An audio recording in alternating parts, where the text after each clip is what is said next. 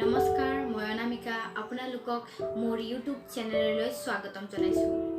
নতুন বছৰ নতুন দিন হেহে ভাবিলো আজি অকণমান ফুৰি আহো লগতে ভগৱানৰ আশীৰ্বাদ লৈ আহো। তেনেহলে বলক ভিডিওটো আৰম্ভ কৰো। গুৱাহাটীৰ দক্ষিণ প্ৰান্তত সন্ধ্যাচল পাহাৰত বশিষ্ঠাশ্ৰম অৱস্থিত। আহোম ৰজা ৰাজেশ্বৰ সিংহই এই মন্দিৰ নিৰ্মাণ কৰে।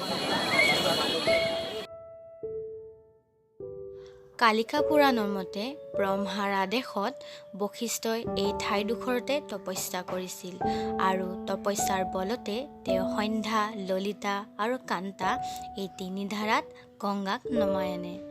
ই মূলতঃ শিৱ মন্দিৰ আৰু যথাবিহিতভাৱে ইয়াত শিৱ পূজা চলি আহিছে।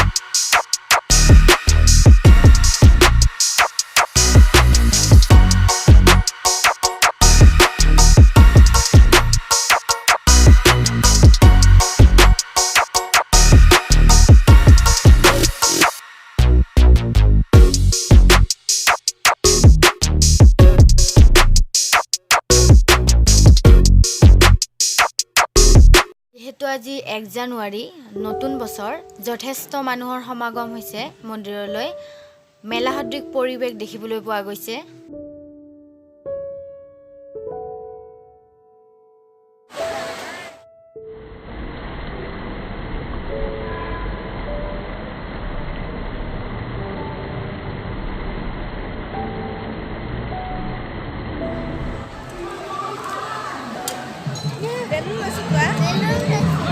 বেলুন লৈছা দাদা, কিমানকে?